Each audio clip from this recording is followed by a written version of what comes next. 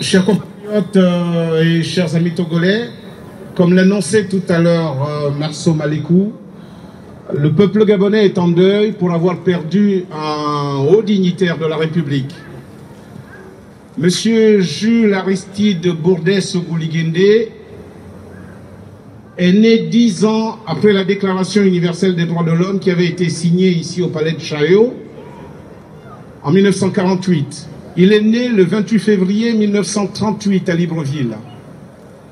Et ce monsieur, comme ceux de sa génération, a bénéficié d'un environnement, sous l'aspect positif des choses, colonial, un environnement colonial qui lui a permis de faire des études sans difficulté et de les terminer en France en obtenant un doctorat en droit.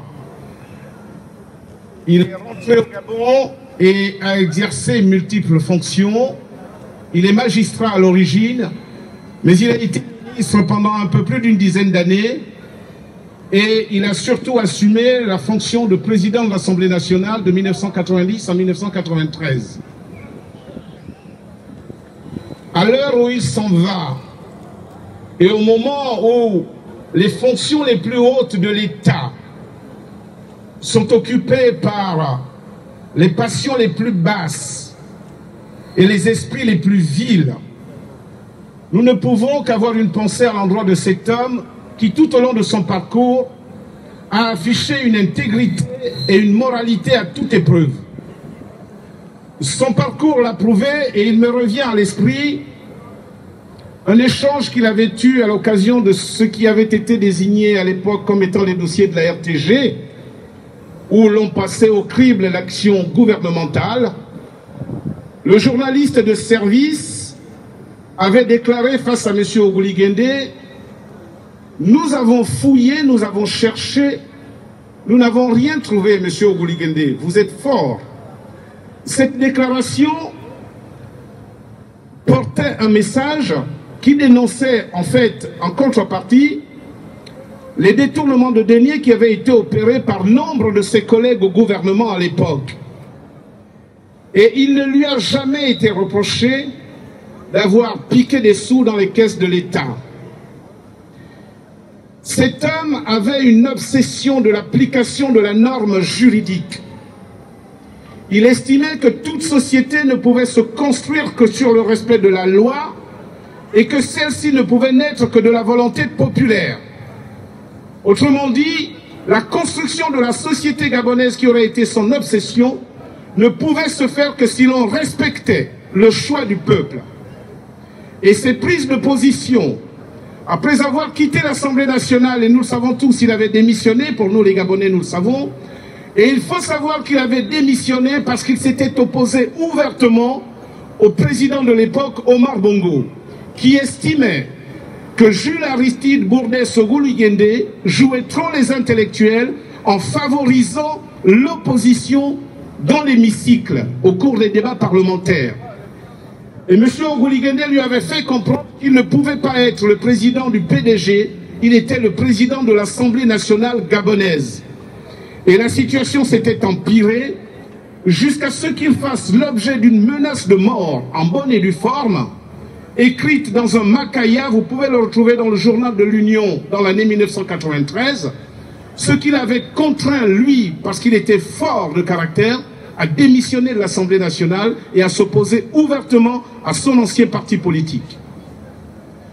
M. Sogouli-Nguindé fait partie de ces rares personnes qui tracent leur sillon sans se retourner, le regard droit devant sur l'horizon, en assumant ce qu'il est. Il aura su tracer des ponts, établir des ponts entre sa culture qu'il adorait et la rigueur du rationalisme occidental qu'il avait acquis à travers ses études. Ce monsieur adorait sa culture et il portait avec une certaine élégance le pagne, comme nos ancêtres. Et vous pourriez voir aujourd'hui sur les réseaux sociaux une très belle photo où il est assis et il porte un pagne bien de chez nous avec une allure très altière. Il me fait penser à M.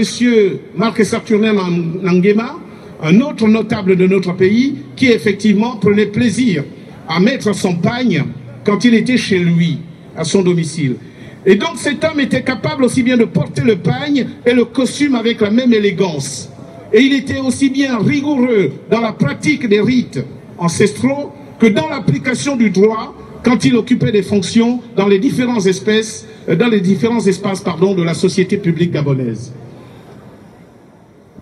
On m'a fait parvenir hier un exemplaire du journal L'Union où un obscur baron de cet indigne régime lui rend un hommage et dans lequel justement, en des propos quasi identiques à ceux que je viens d'évoquer, exprime toute sa gratitude et la grandeur d'esprit de M. Jules Aristide Bourdès Oguligende dans l'efficacité et la rigueur qu'il mettait dans l'exercice de ses fonctions.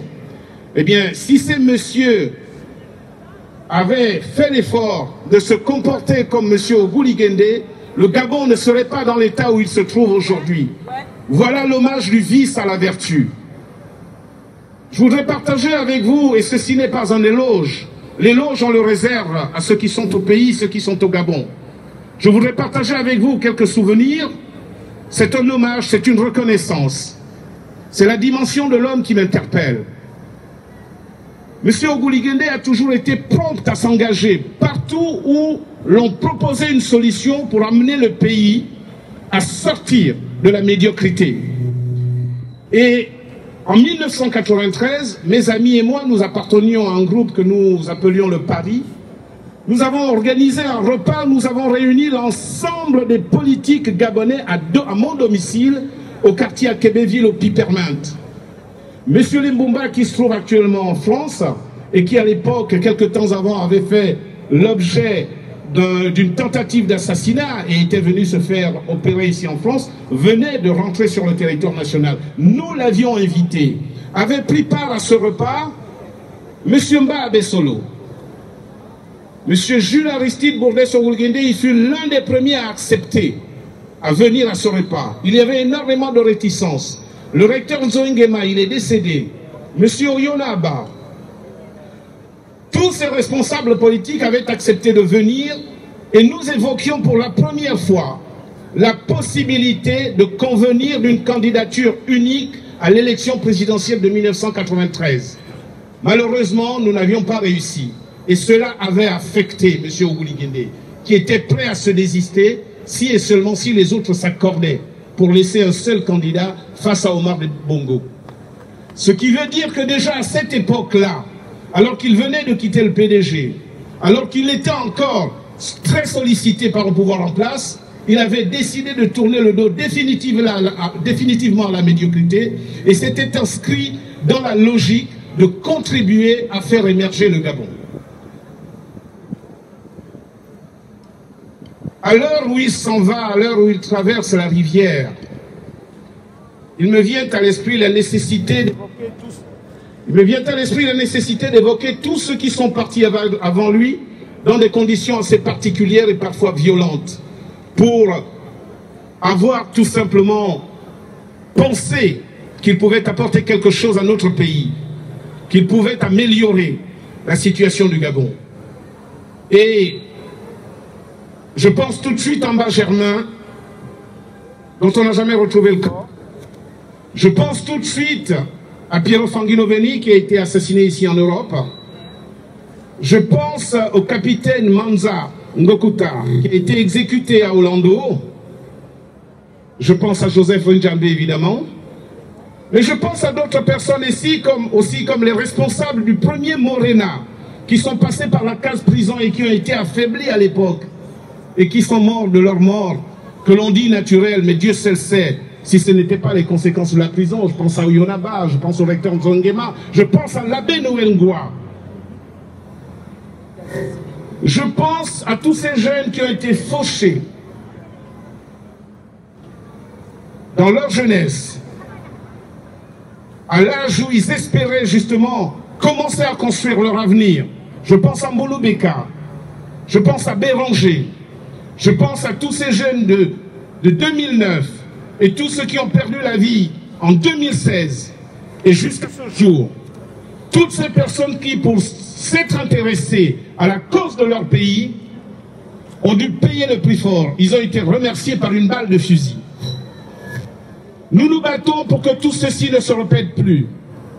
Et M. Jules Aristide Bourdais-Sogouli-Nguindé a tout fait pour essayer d'amener le pays vers la démocratie, vers l'alternance, vers le respect des droits de l'homme. Il a toujours exigé que soit appliquée la loi, et c'est ce qui le caractérisait. Il donnait l'impression d'avoir très mauvais caractère. Ce n'était qu'une impression, il faudrait l'avoir rencontré, l'avoir connu, avoir échangé avec lui, pour comprendre que ce qui le caractérisait fondamentalement, c'était l'honnêteté intellectuelle, la probité. Cet homme était ainsi fait et il n'a pas changé. Et souvenez-vous de sa dernière production littéraire, La crise de 2016, et il a écrit en 2017, la fameuse page qu'il fallait lire avant de la tourner. Souvenons-nous de cet écrit. Il nous laisse, et surtout à vous, la jeunesse gabonaise, il nous laisse une densité de ce que doit être l'homme public. Si nous voulons, dans nos contrées, si nous voulons dans notre pays, nous référer à quelqu'un, il y en a plusieurs, mais il restera certainement l'un des meilleurs, celui qui aura aussi bien été dans l'exercice de la fonction publique que dans la conquête des libertés, tout en restant droit dans ses bottes. Et je me souviens que lors de son passage dans une émission animée par comment il s'appelle, Babilas Botton, il avait dit « J'ai toujours nourri pour mon pays un idéal et j'ai un programme pour que le Gabon s'inscrive à jamais dans la démocratie et dans une république nourrie au lait des libertés fondamentales. » C'est de M. Sogouli-Nguindé. Et je crois que tout était dit là. Il a tiré sa révérence, il s'en va. Et je voudrais lui demander, pour conclure, qu'avec tout ce que je viens de citer, qu'il ne nous tourne pas le dos, qu'il ne nous oublie pas, qu'il soit reçu auprès de sa famille, auprès de ses ancêtres, mais surtout qu'il retrouve Maître Gonjo, qu'il retrouve Issa Nguema, qu'il retrouve tout ce que j'ai cité avant, et qu'il intercède à leur côté et aux forces naturelles pour que nous ayons la force de continuer la lutte qui est la nôtre, afin qu'un jour, comme il a rêvé, que le Gabon puisse s'inscrire dans le concert des nations, autrement dit dans le monde libre, et que la démocratie et la République deviennent une effectivité dans notre pays. Partez en paix, M. Sogouli-Nguindé, et merci pour tout. Merci encore.